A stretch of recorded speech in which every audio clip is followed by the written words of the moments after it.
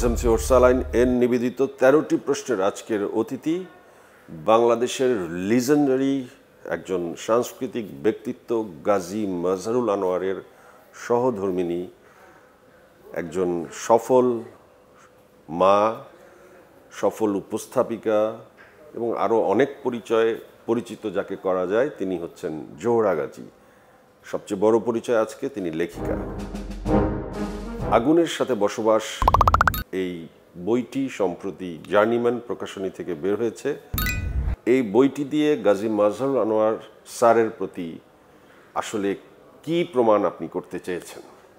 তোমার মামাকে তো মনে করো সর্বস্তরের মানুষ, দেশে বিদেশে প্রবাসীরা সবাই এত ভালোবাসে, শ্রদ্ধা করে। তো যখন ওর সাথে যেখানে যেতাম সবাই আমাকে ঘিরে ধরত, যে ওনার কর্মজীবন সম্পর্কে তো আমরা কম বেশি মোটামুটি জানি, তো জানতে ইচ্ছে করে উনি ব্যক্তি জীবনে কেমন ছিলেন। সেজন্যই আসলে আমি মনে করেছি যে যাকে সবাই এত ভালোবাসে, শ্রদ্ধা করে, তো তার সম্পর্কে জানার অধিকার তো নিশ্চয়ই তাদের আছে। সেজন্যই আমার এই বইটা লেখা। একজন লেখকের সাথে প্রায় 50 বছর কাটানো আপনি একজন মানুষ, কিন্তু নিজে তো কখনো লেখালেখি করেননি। সেক্ষেত্রে তার মৃত্যুর পর তাকে নিয়ে লিখতে এত বড় একজন লেখকের স্ত্রীর হাত কাঁপে নাই না? কি কি অনুভূতি হয়েছে লেখার সময়? আমি এমন একজনের ঘরণী যে আমি তাকে মাঝে মাঝে অবাক হয়ে জিজ্ঞেস করতাম যে এত সুন্দর উপমা, এত সুন্দর শব্দচয়ন তুমি কিভাবে লেখো? হ্যাঁ, তো ও হেসে উত্তর দিত যে চেষ্টা করলে তুমিও পারবে। তো আমি ওর প্রশ্ন শুনে, উত্তর শুনে হাসতাম আর মনে মনে ভাবতাম এত বড় মাপের একজন লোক কিভাবে সাবলীলভাবে বলে ফেললো যে চেষ্টা করলে তুমিও পারবে। আপনি বলেছেন আগুনের সাথে বসবাস। গাজী মাজহারুল আনোয়ার সাহেবকে আপনার আগুন কেন মনে হয়েছে? আগুন মনে হয়েছে আমাদের তো 50 ইয়ার্সের জার্নি। তো বিয়ের পরে পরে আমি উপলব্ধি করছিলাম ধীরে ধীরে যে কে আমার জীবনসঙ্গী।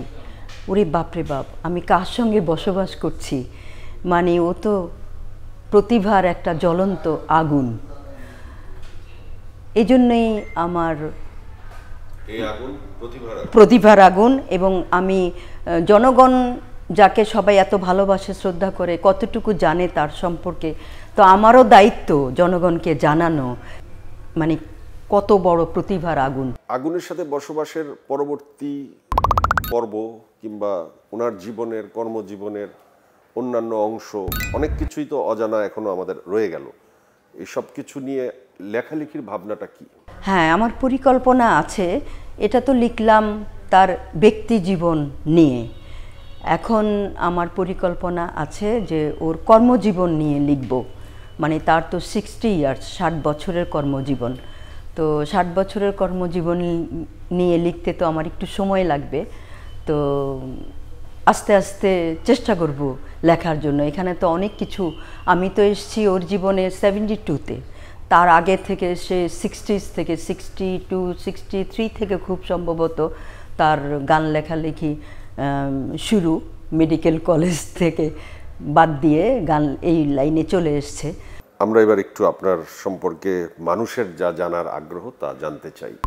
আমি যতটুকু জানি যে গাজী মাজহারুল আনোয়ার স্যার তার জীবনে যত পুরস্কার পেয়েছে তার চেয়ে দ্বিগুণ পুরস্কার আপনার ওয়ার্ড্রপে আমি দেখেছি। আপনার ব্যক্তিগত অর্জন, সেই অর্জনটা কিসের ছিল? সেটা ছিল, আমি স্কুল কলেজে যখন পড়তাম আমি অ্যাথলেট ছিলাম। আমার সব রানিং আইটেম ছিল 100 metre, 200 metre, 400 metre run, long jump, high jump, এগুলা আমি, আমার নাম ছিল, ভালো অ্যাথলেট ছিলাম। তো আমি তো ইস্ট পাকিস্তান চ্যাম্পিয়ন ছিলাম ব্যাডমিন্টনে। তারপরে আমার লং জাম্পে আমার রেকর্ড ছিল তখন 14 ফিট 9.5 ইঞ্চি। আমি যতটুকু জানি এটা কেউ ব্রেক করতে পারেনি এই পর্যন্ত আমি যতটুকু জানি ব্রেক করতে পারিনি। তো আমার নাম ছিল কুমিল্লার ঘোড়া। কুমিল্লার ঘোড়া। কুমিল্লার ঘোড়া। আপনি কি কুমিল্লার মেয়ে না নোয়াখালীর? না, আমি তো নোয়াখালীর মেয়ে, বিয়ে হয়েছে কুমিল্লা। আমি পড়াশোনা করতাম, আমার স্কুল কলেজ তো কুমিল্লাই হয়েছে, এই জন্য কুমিল্লার ঘোড়া আপনার নাম। হ্যাঁ, আমার নাম ছিল কুমিল্লার ঘোড়া। ওকে, আমরা এবার আসি, যখন আমরা দেখেছি ছোটবেলায় আপনি একটি জনপ্রিয় অনুষ্ঠানের উপস্থাপনা করতেন, সিনেমার নায়ক নায়িকাদের বাসায় আপনি যেতেন, আপনি একসাথে খাওয়া দাওয়া করতেন, সেটা সেই সময় তুমুল জনপ্রিয় এবং উপস্থাপিকা হিসেবে কিন্তু আপনি খুবই পপুলার ছিলেন।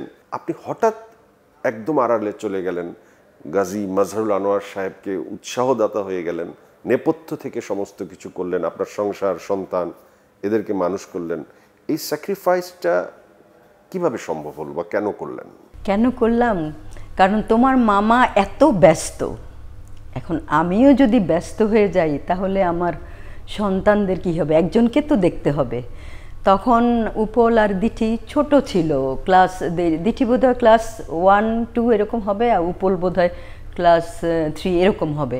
তখন আমি চিন্তা করলাম, তোমার গাজী সাহেব এত ব্যস্ত, এখন আমিও ব্যস্ত হয়ে গেলে তাহলে আমার সন্তানদেরকে কে মানুষ করবে?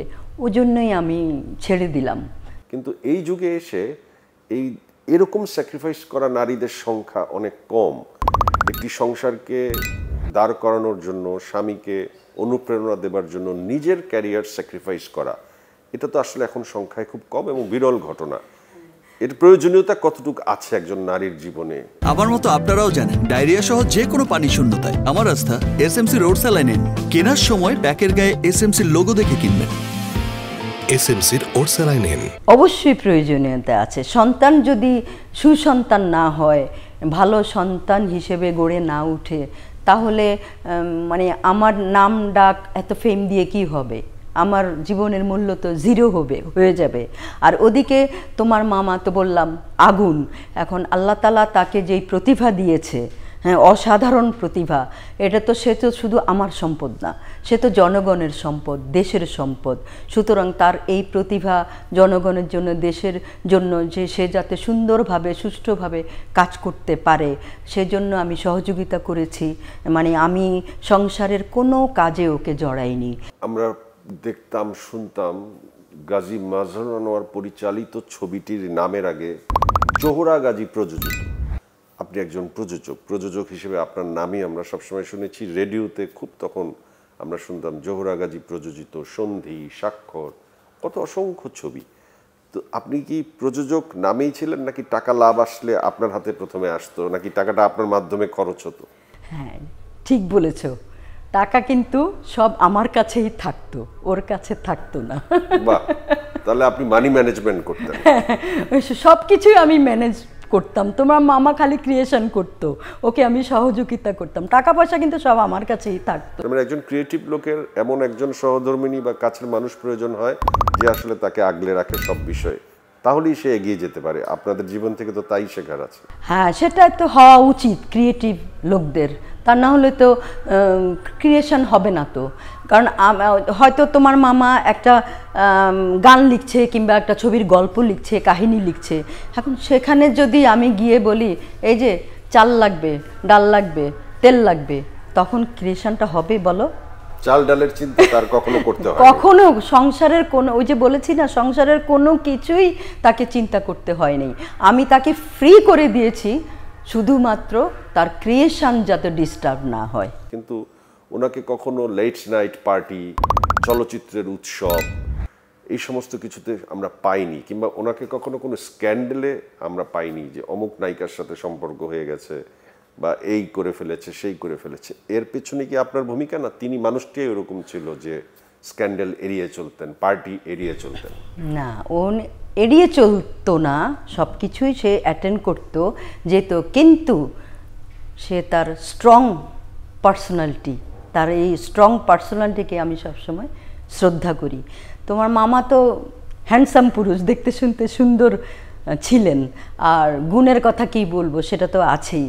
তো সবাই কিন্তু তাকে পছন্দ করতো, কিন্তু পছন্দ দু একজন নায়িকা করতো, আপনি জানেন? করতো, হ্যাঁ আমি জানি, কিন্তু বলবো না, কারণ স্বাভাবিক এইরকম একজন মানুষ যার এরকম পার্সোনালিটি, হ্যান্ডসাম, গুণের কথা তো আর বলাই বাহুল্য, কে না পাগল হতো।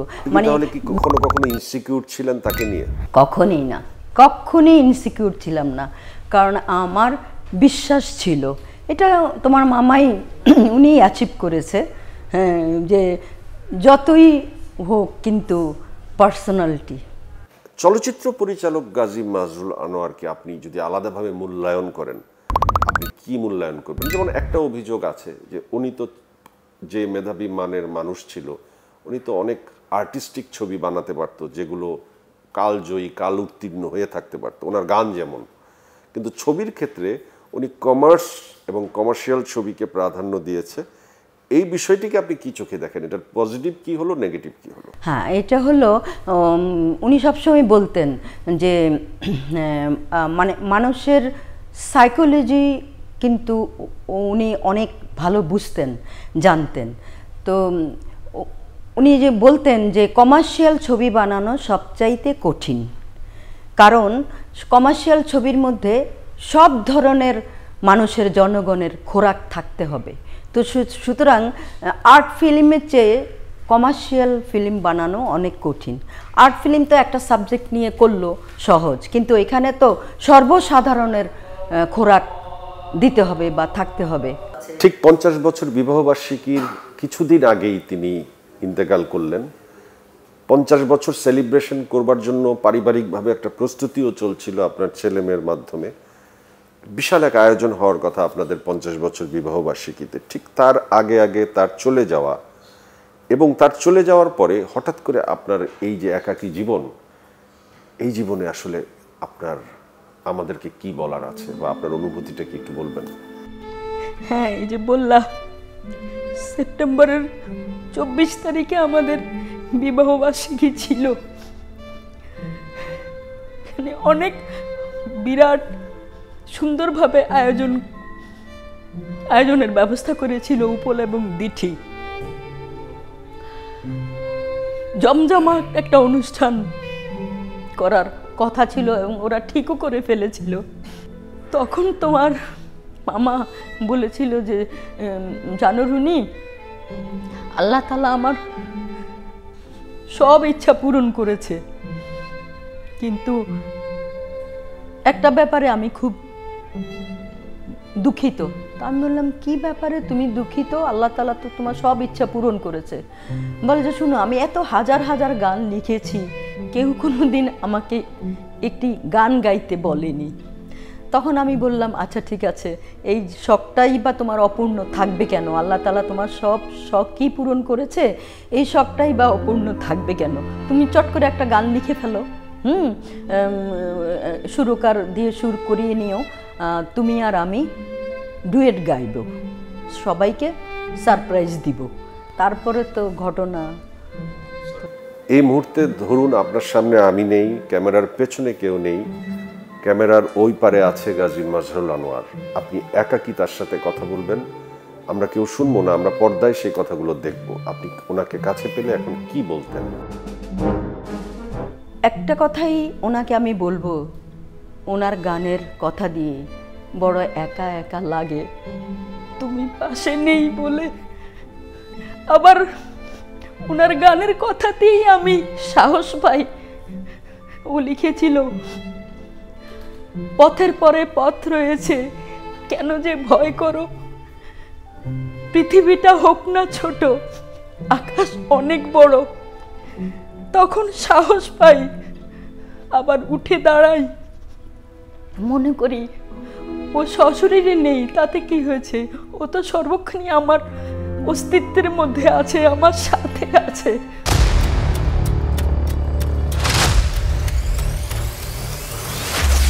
আমার মতো আপনারাও জানেন, ডায়রিয়া সহ যে কোনো পানি শূন্যতায় আমার আস্থা এসএমসি রোড স্যালাইন।